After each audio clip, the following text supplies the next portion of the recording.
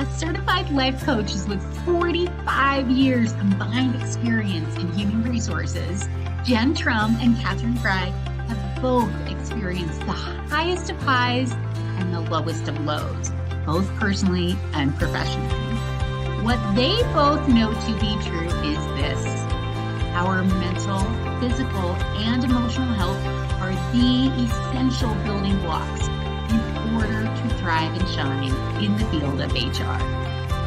In a first of its kind podcast, we'll be getting real and we'll discuss and share what has contributed to both our success and struggles, with the goal of inspiring women around the globe to stand tall and take the necessary action to both thrive and shine in HR. Here are your hosts, Jen and Catherine.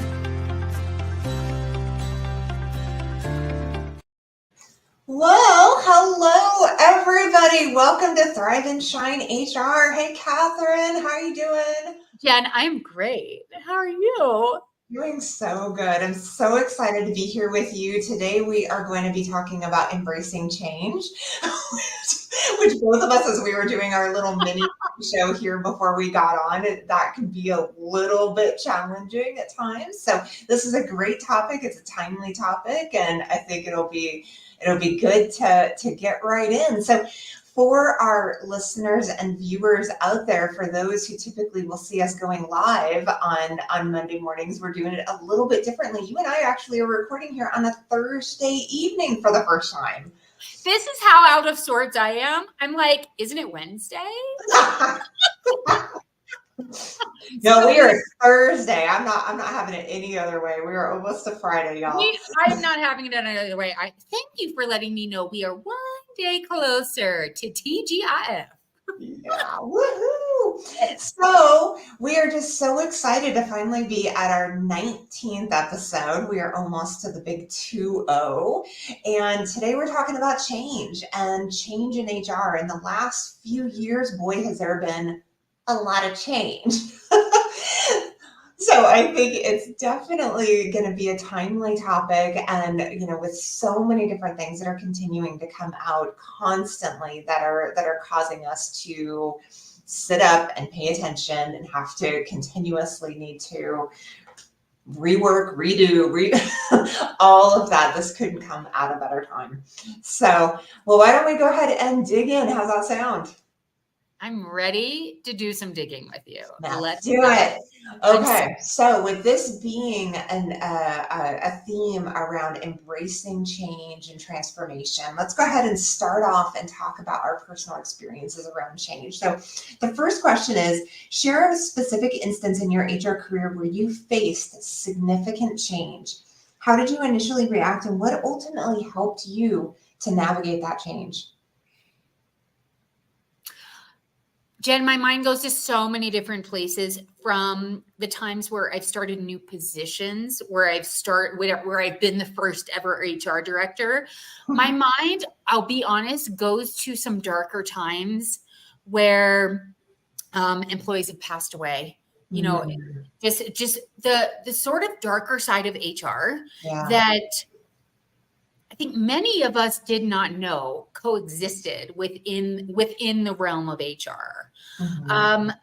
There are just so many times where I've had new bosses, or a boss that I love has left, or you and I have talked about this many times on this podcast, from the Great Recession to COVID to 9/11. And what's crazy to me, as you started making this introduction today, is that change is constant in HR every single day. So we don't even have to talk about those huge big life events, big cultural shifts, all of those things that take place in HR, because every day in HR, there's change going on. At least that is what I hear over and over again from my clients, from the women who are in HR Empower Hour,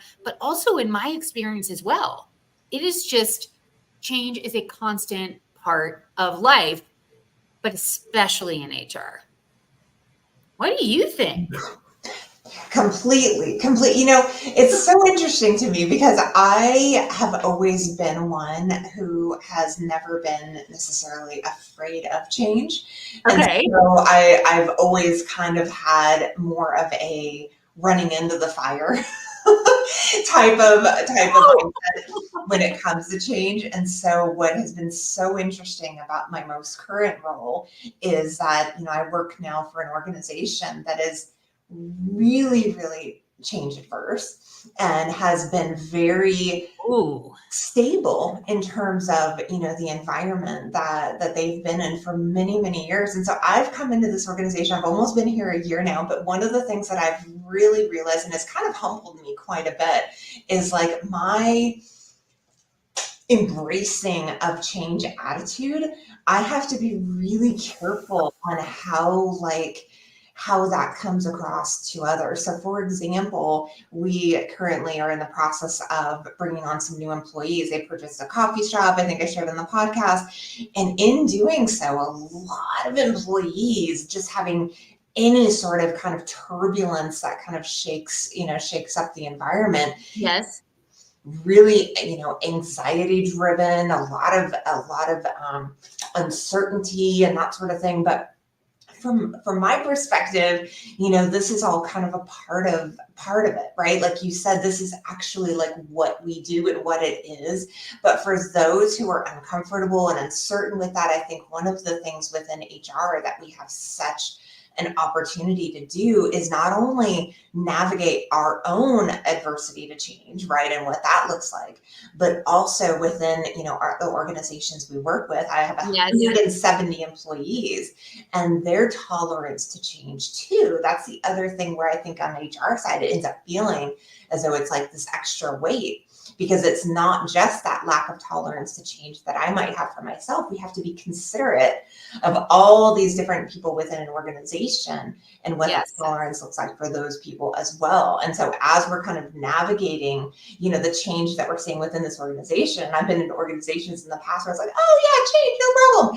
When you come in an organization and change is something that is really a more difficult thing to move and shift, when you have kind of this mindset of mind where I'm like, yeah, no problem, immediately I can recognize how that can kind of create divides within the relationships you're trying to build trust in, because they kind of see that as reckless or, you know, these different things. And so it's really been interesting for me over even the past couple of weeks where I work now, where I'm having to like gut check myself that just because I have a certain mindset around change, that does not mean that other people will. And how do you kind of navigate that within the organizational environment? So my like experience with it has been a little bit different, but actually like very eye-opening recently. So it kind of really helps to see, wow, you know what, like my own experience is actually one small part of this. It's also then the experience of the whole, and how we can find that path to carve within.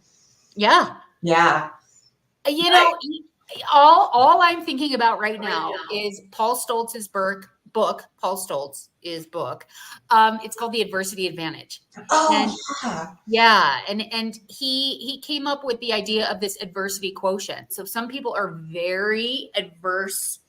They're open to change. They, in fact, harness change. He uses that word very intentionally. And then down at the, the polar opposite is somebody who's very resistant to change. He calls it avoidant. And then there are varying levels in between. Some people managing stress right in the middle. And as usual, when you start talking, I start thinking about one of my consulting clients. There's a big shift going on in the organization. One of the top leaders is leaving.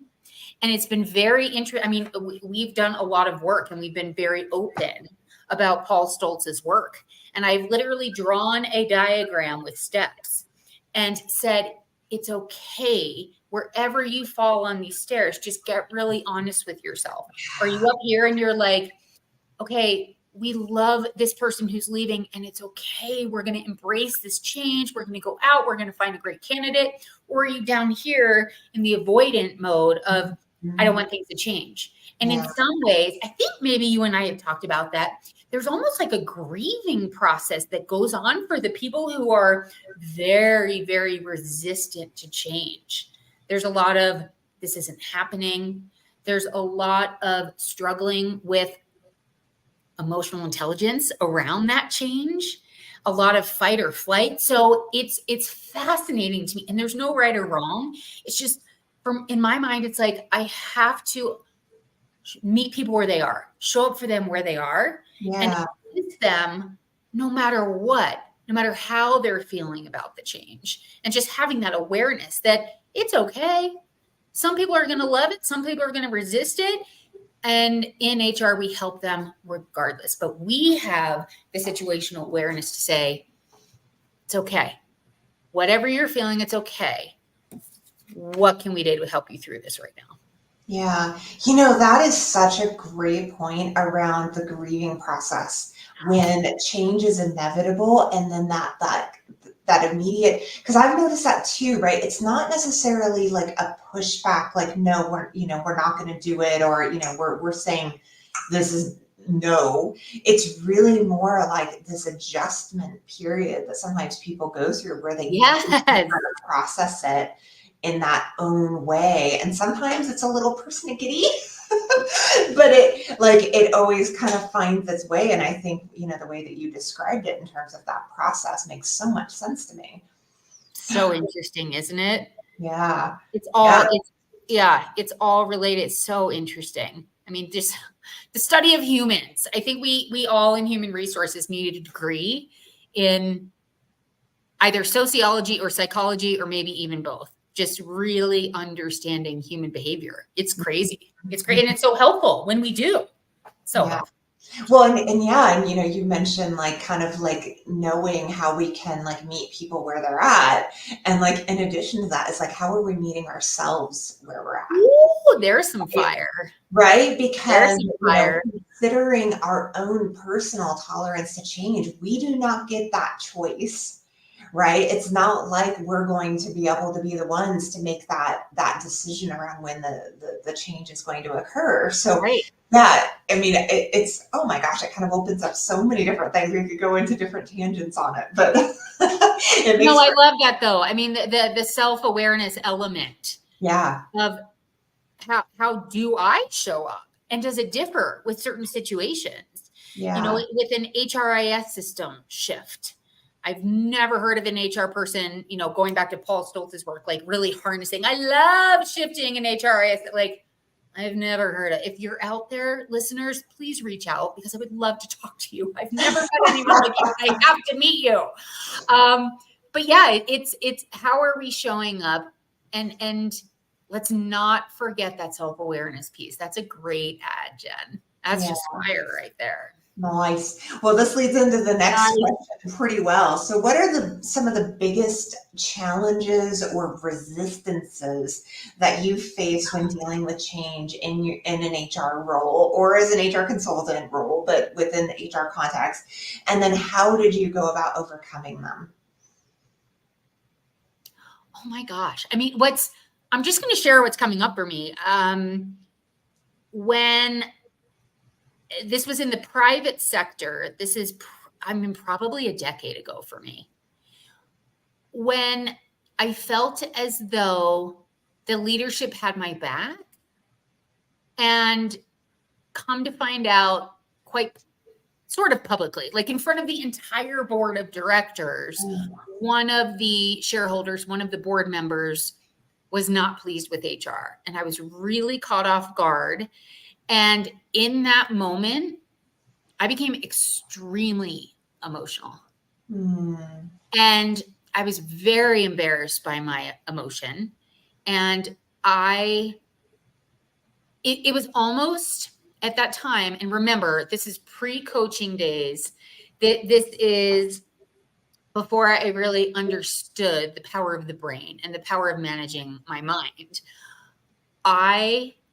Full on victim mentality. It was this woe is me reaction.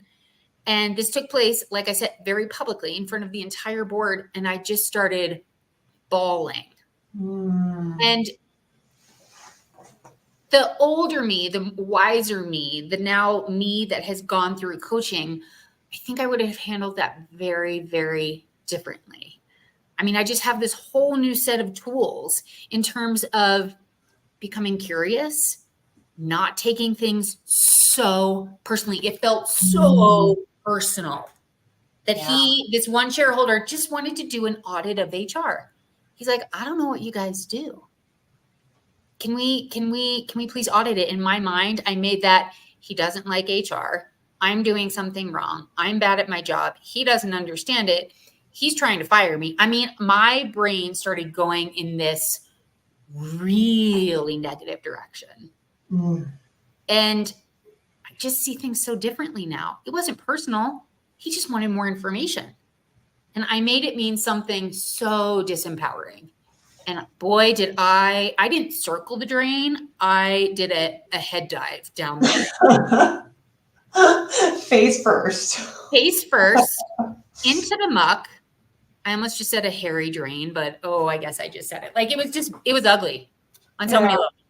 Well, where, in terms of like what you feel like you've learned from that, like what would you say would be the biggest takeaway? You said I would never do that again. Like what would be the biggest thing you would tell that My biggest life lesson is you must, Kathy, I'm saying it to myself, Kathy, you have to be more curious. Do not make assumptions. Ask questions. Do some fact finding. Find out. My advice to that former version of myself would have been find out the facts. You don't know the facts. You haven't even bothered to ask him, well, why is this audit so important to you? You burst out into tears, which I am a very emotional person. So it's a little bit of emotional regulation. And I do that through what I call TQ, what I do, thought intelligence. I do the thought work. And I get really curious about my own thoughts. And instead of saying, well, those are true. He does want you gone. He doesn't appreciate HR. It's, well, that's an interesting thought you're having. Ask him why he's asking for this audit. But just also be cognizant that the thoughts you're having are a choice and you don't have to choose them. Just because they come into your mind, you can choose another thought, such as, wow, maybe he thinks HR is underutilized and we need to actually add positions to the HR team. I mean, I have no idea. I made assumptions and they were very negative assumptions. And it did lead. I mean, that was in my mind back then. It was a straw that broke the camel's back and I ended up leaving.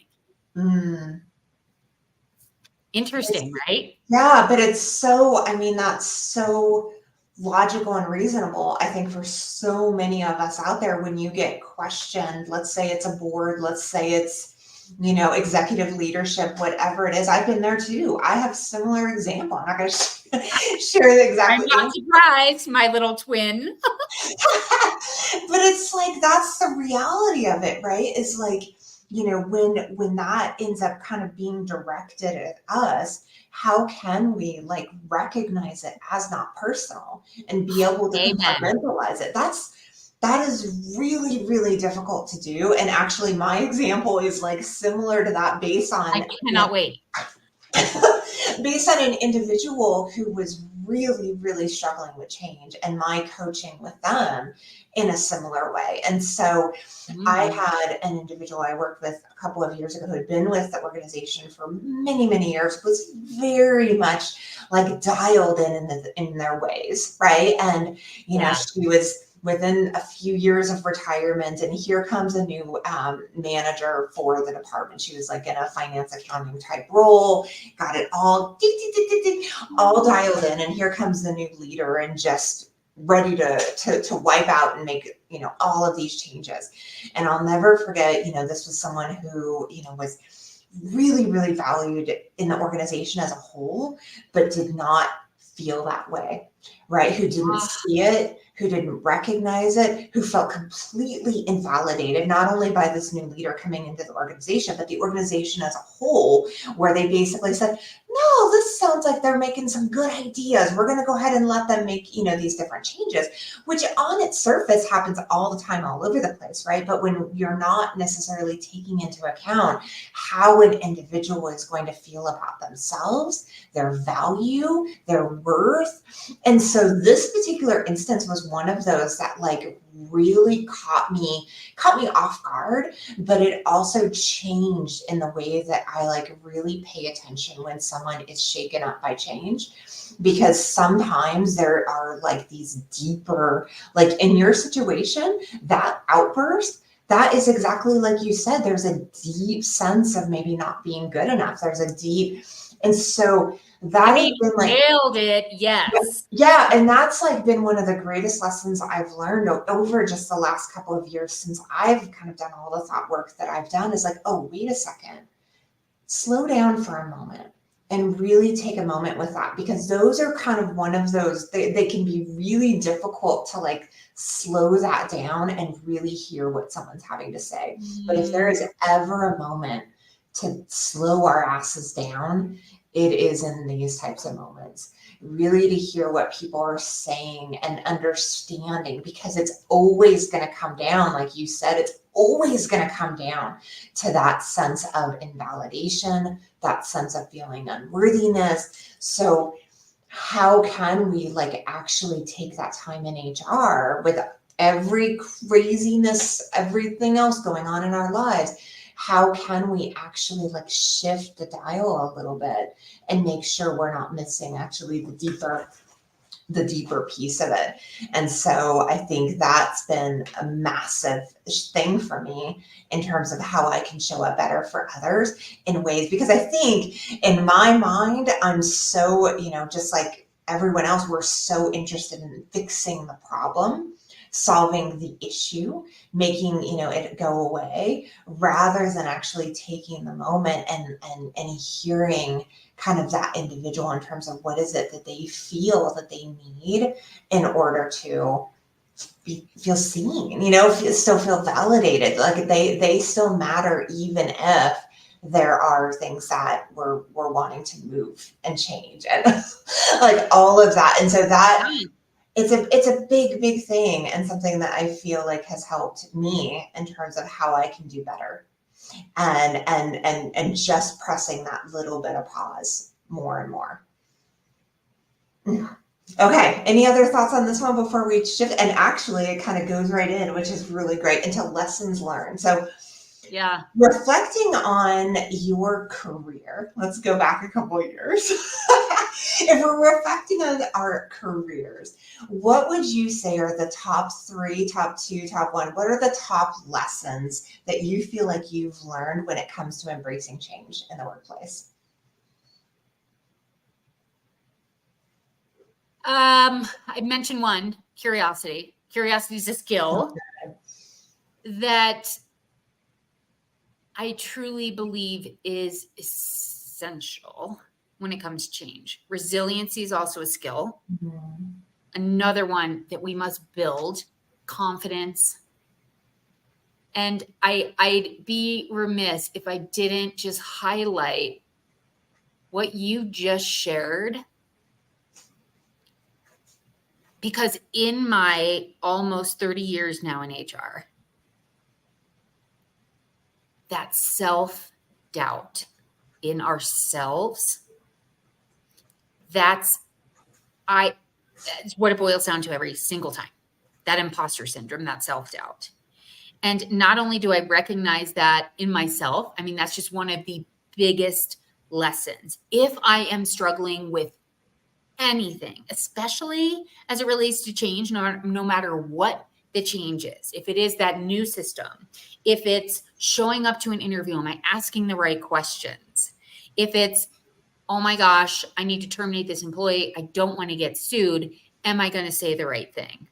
I mean, you name it, anything in HR. Okay, I'm developing a new learning and development program. Are these the right classes that I need to teach? Oh God, what if I mess up? Do I understand field staff? Because I've been in office staff since the 90s. I mean, truly, I think if we get really honest with ourselves, I just really, really feel the need to highlight what you just shared. It comes down to self-doubt. And I think just recognizing that, just the very simple yet complex act of just recognizing that is huge.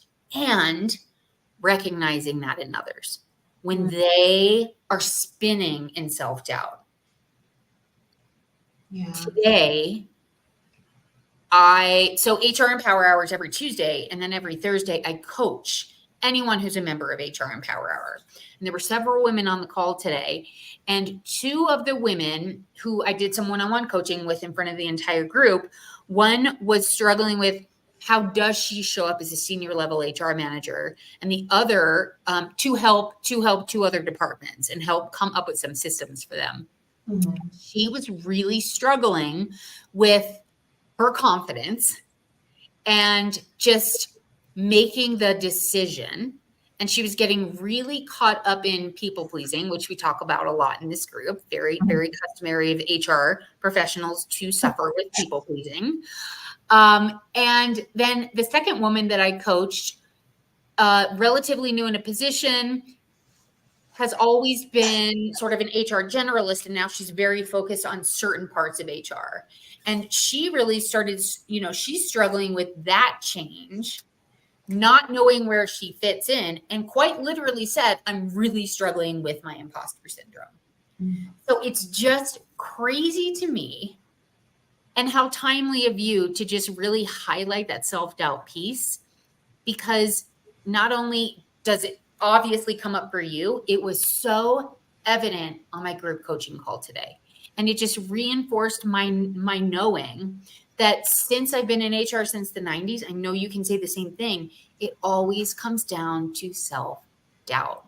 And if we want to actually thrive through change, we have to just look at that and recognize it for what it is and develop the antidote skills of confidence, of curiosity, and of resiliency.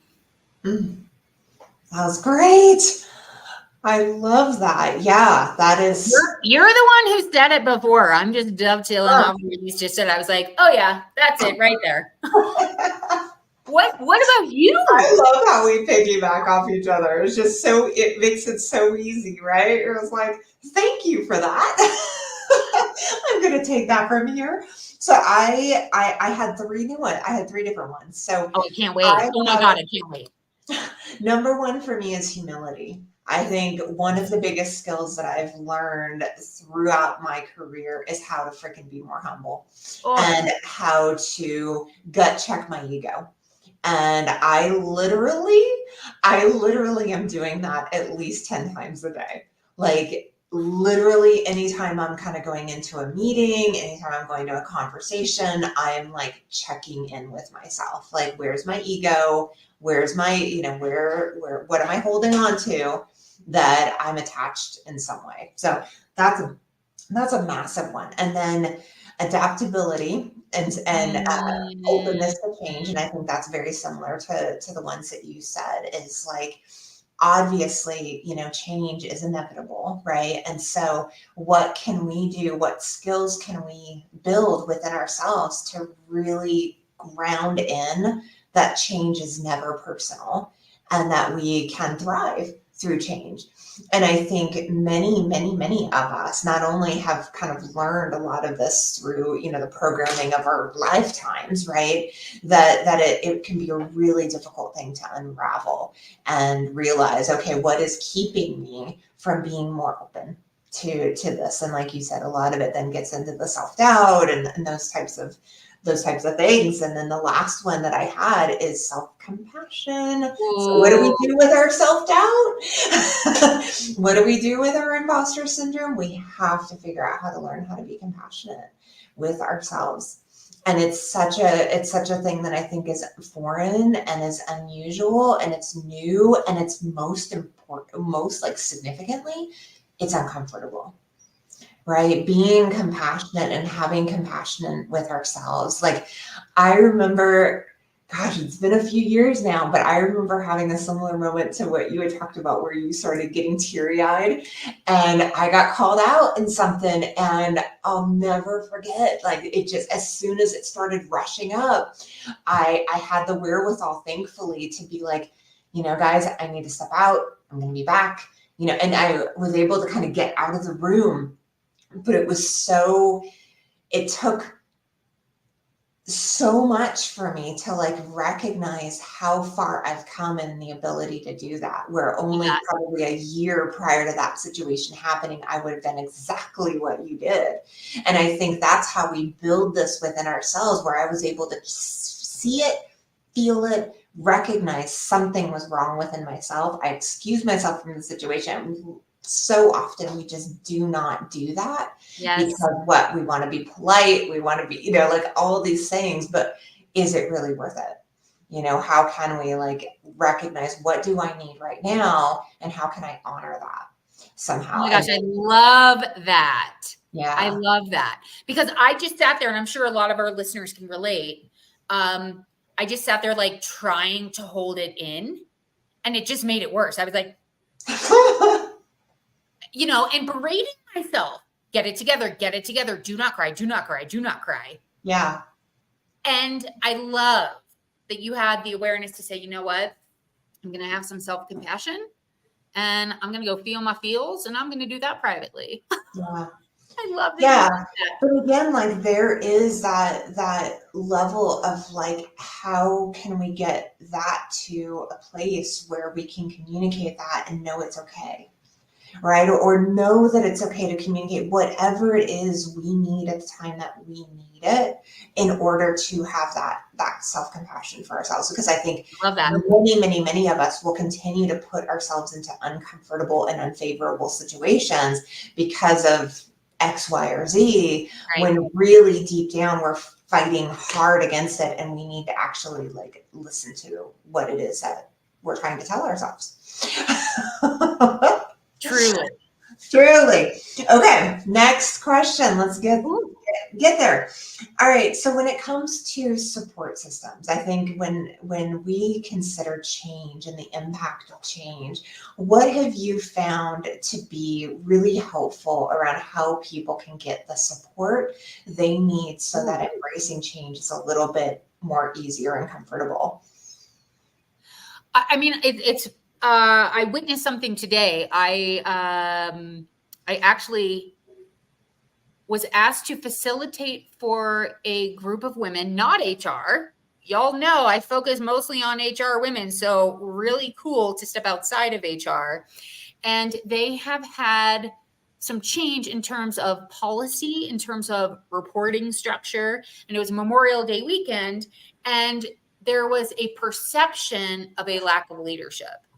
And perfect storm, certain things happened with the public within this department, all women, and for different reasons, many of the women just absolutely hit a wall. And their stress came out in very, very different ways. And it was almost a perfect storm because there were several of them who reacted. But what was so interesting when they started opening up today, I have a point to all of this. I facilitated the conversation and just asked, first, what's your why? What do you love about what you get to do? And then eventually, everybody started opening up, and this is about 45 minutes into the conversation. And one woman got very vulnerable and just shared, she's like, I wasn't at my best. And here's what happened for me. It's almost like, here's what my trigger was. Here's where I hit the wall. And then another woman said, well, it was this us versus them. And she was really struggling with that. Another woman said, because I have a tendency to people please, and I wasn't able to people please. And they went deep, fast. And they were very humble, like you were speaking about. They were very vulnerable. And I do think that as HR professionals, when we allow and encourage people to say, listen, nobody's right or wrong. It's okay. Kind of had a shitty day last Friday. Let's talk about it. Let's talk about what actually happened. And the most beautiful thing transpired. They all wanted to support the other person. And it happened very organically. I didn't say, you need to come together as a team. I think we do a lot of that in HR. It's tell, tell, tell. Yeah. Really believe in the power of coaching. And all I did as a quote unquote facilitator was ask coaching questions. That's all I did. And the magic quite literally unfolded in the most beautiful way that you just witness them giving themselves grace. We use those words. I mean, giving themselves grace, forgiving themselves for how they showed up, because they were all beating themselves up for how they showed up. But then they started to understand that their colleagues' reasons for, reacting to the change going on, both directly and indirectly, they were so supportive of one another. And the shame was gone. And the shame really, really just went away because of the humility and because of the vulnerability. And I think in HR, we have to understand those three basic human needs of love, safety, and a sense of belonging, and to facilitate conversations in a way, especially when change is going on, to say it's okay to truly be honest. And we have to be truly honest with ourselves in order to move the needle and in order to really thrive through change, quite honestly. Yeah. So, I mean, quite literally that happened just a couple of hours ago. So it's just crazy we're having this conversation. Well, I just love that so much. I mean, I think that we need more of that everywhere, Everywhere. Patient and a kind facilitator, as I know that you were, to be able to allow the safety, like of that type of environment. Oh my gosh, Cassidy, like that in any type of change of environment, that's what you need. You need a you to put in there, because that's what so often is so missing, right? Is like, instead of having a way to be able to kind of express whatever it is that is, unnerving us around the change, we end up bottling it up. Or like in my example is really around, I remember when I first moved up to Oregon, I was so excited because I moved from Sacramento, California to Oregon. And in Sacramento, they had an HR association. I really, a SHRM group that I really wanted to join. But from where I worked and where it was, I just never was able to make it. It just didn't work.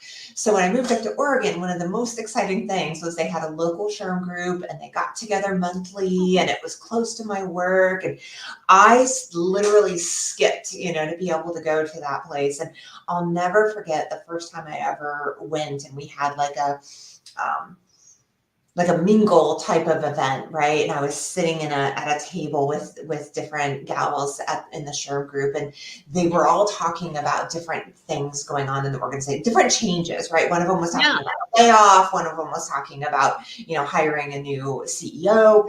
And all of them, as we're sitting around kind of at this table, kind of getting to know one another, they were talking about it with this air of frustration, negativity, low energy.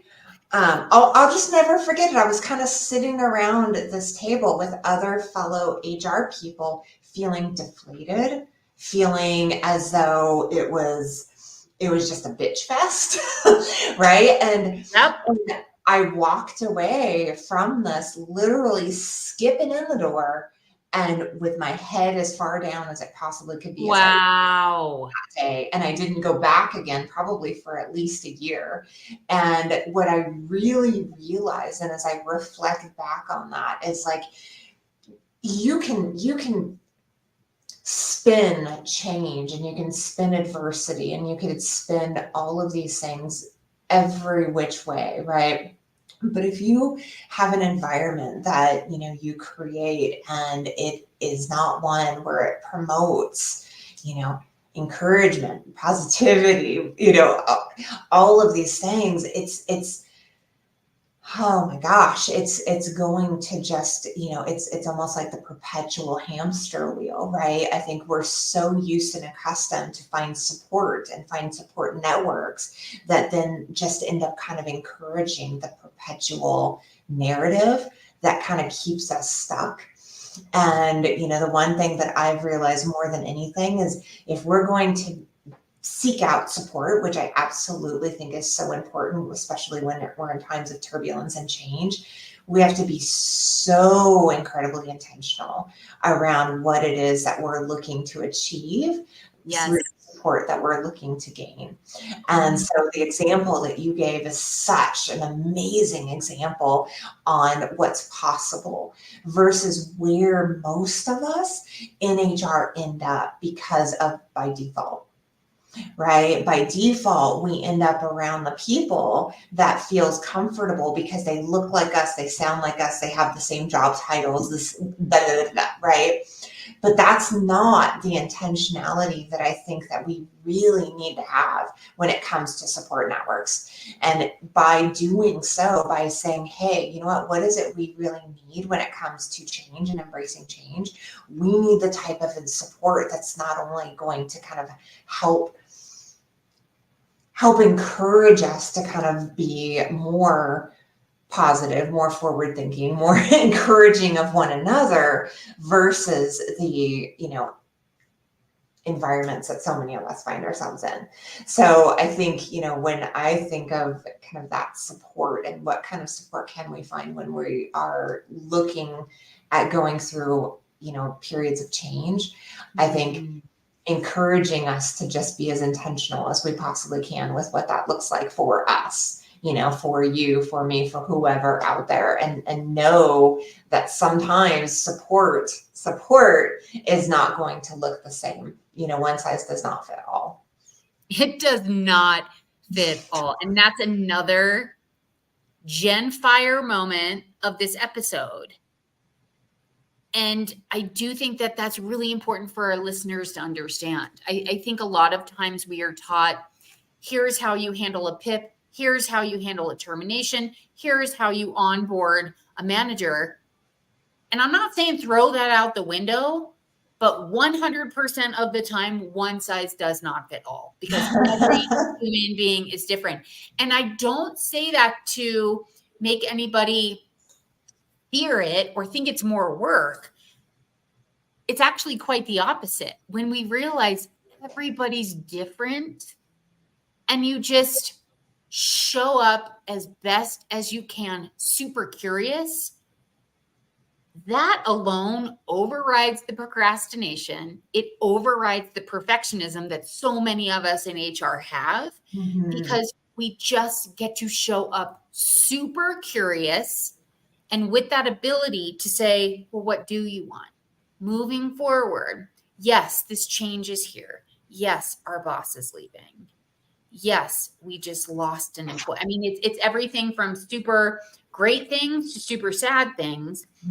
What do we want to focus on? And sometimes it's helpful to grieve. And sometimes it's helpful and appropriate to help the employee shift out of their disempowered thinking and into more empowered thinking. Yeah. Every situation's different. Every person's different. And Jen, I love what you said earlier about that deep listening. We just have to listen. And when we get caught up in our brain, we're not able to listen. And it's almost like the precursor to curiosity. We just have to listen. Yeah, I was going to say the same thing. I said you cannot have curiosity without like. You can. Yeah, it's They not cannot happen at the same time, right? Meaning you can't be curious while you're thinking of your next question, while you're caught up in your own brain, while you're worried about the other. Like you cannot simultaneously, you also cannot deeply listen if you're choosing the thought of, oh my God, this person's going to sue me. right? I mean, you just can't do it. You can't do it. You literally can't do it. And showing up as someone who listens, oh my gosh. I mean, that old statement of people just want to be heard. There's got to be a deeper way to explain that. And I think it's a critical skill in HR, especially during times of change. Yeah. Especially because that is like literally there's not much that's going to trigger us more. And, you know, like you and I both have been talking about, to know that there's something bigger than that. And I think that prior version of myself, which you can relate to, we were so busy being in our own goddamn heads that we did not take that time to slow down and pay attention. You're right. And so I think that shift is like so empowering. It really is, like, to be able to kind of have that as almost a gift of being in HR, to be able to say, hey, you know what, actually, it takes a lot of that weight off ourselves when we can then, you know, be able to pay attention to what's really happening. So it's a tremendous win-win, but it's definitely skills that for many of us, it takes a little time to build. It takes a little time. Yeah. It takes a little time. Yeah. All right, well, let's wrap this up. We've got one last question, and it's always one we love to do, which is around like advice we would give. So what advice would you give to HR professionals who might be struggling with rapid changes in the HR industry or in their career? And what can they focus on to help become more adaptable? Everything Jen Trauma said in this. And Catherine Fry. Do that. Do what Jen has said. Truly, I think you've had a lot of gold. I especially love the part about compassion. I especially love the part about humility, obviously listening. You've had so many nuggets. I would say I'm just kind of flashing back on all the conversation. It's been a long day. It's been a beautiful day. All the various conversations I have had. I mean, there's just so much change going on. Like we said earlier, it's constant, and then it's inevitable. And I think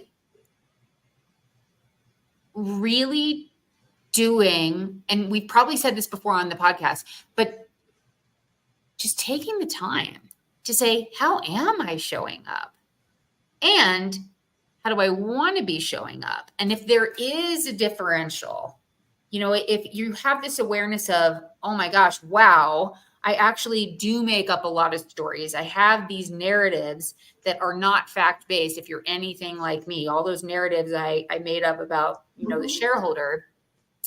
I think one thing is to just get really honest with ourselves and say, do I have a tendency to come up with narratives or stories that are not fact-based?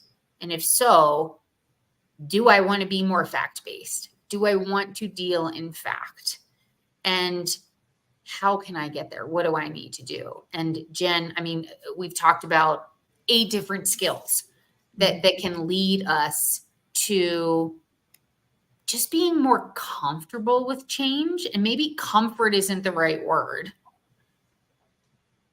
Being okay with it. I'm not sure if I'm going to get the right word, but just maybe accepting change, knowing that it's going to be ever present.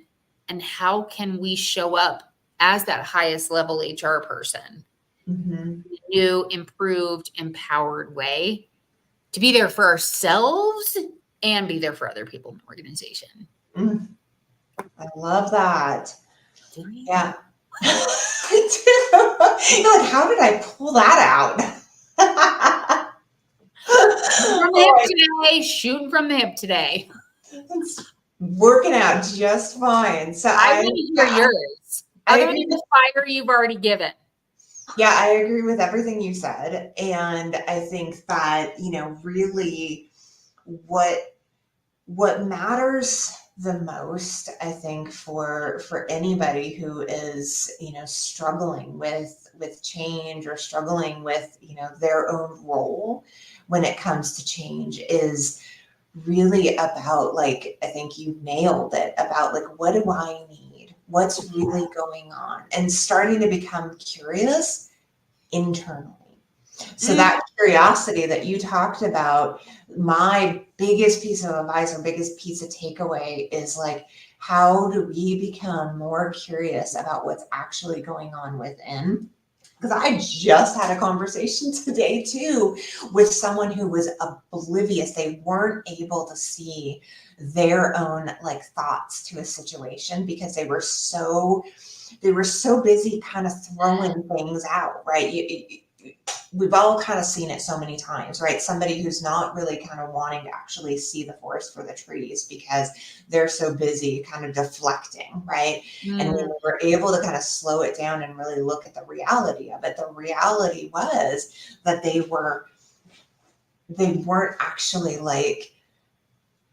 like you had said, they weren't really paying attention to the facts. And instead they were starting to project the possibilities and catastrophize. Oh, yes. Right. Oh, yeah.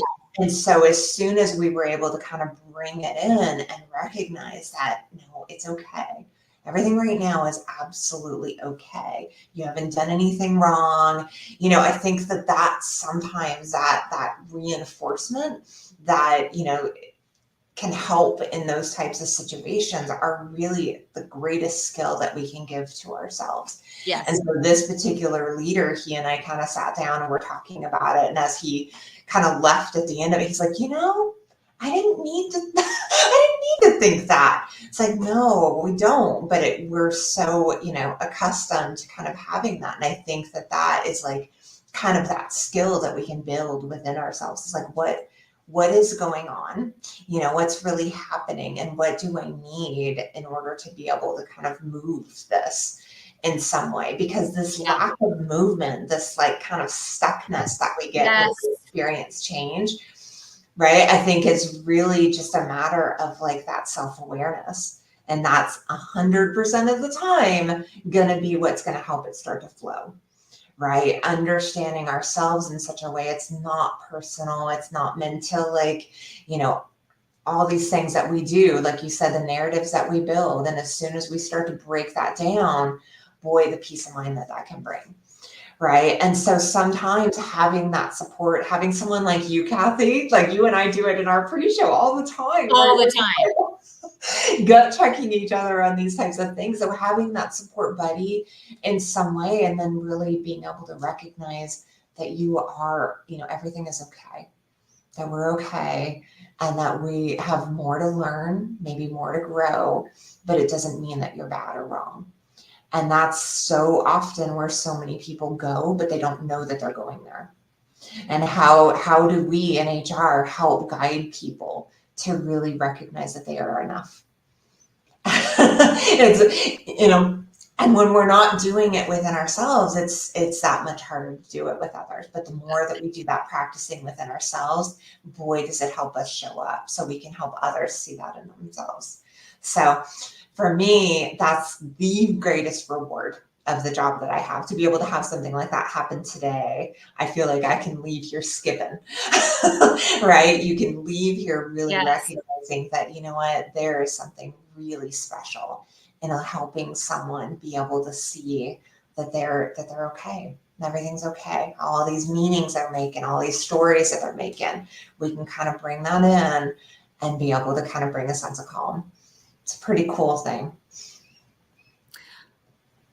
I feel like, as usual, we were meant to meet. We live these very parallel lives, about 1,000 miles apart. You and I had very similar conversations today because I too dealt with somebody who has a tendency, well, you didn't say that, but catastrophize. You said that word earlier, yeah. And you just said something that made me realize that a lot of it's HR at the 101 level. We do what we have been taught. It's almost like this traditional approach. It's like top down. Mm-hmm. And what you've just described is leadership or bottom up leadership. And it's really empowering your employees. And that to me is a skill I didn't have for my first 25 years in HR. I didn't even know it existed. And you just exemplified what the power of coaching can do in an organization. And I just commend you for it. and embracing it, and obviously a win-win. I mean, it's a triple win if you think about it. You walk away saying, I freaking love my job. I don't hear that from a lot of HR people. I love what I did today. I love the contribution that I made. Yeah. Because you're operating at this high level with these skills that are really, really critical. So you walked away feeling great. The employee walked away feeling great, much more empowered.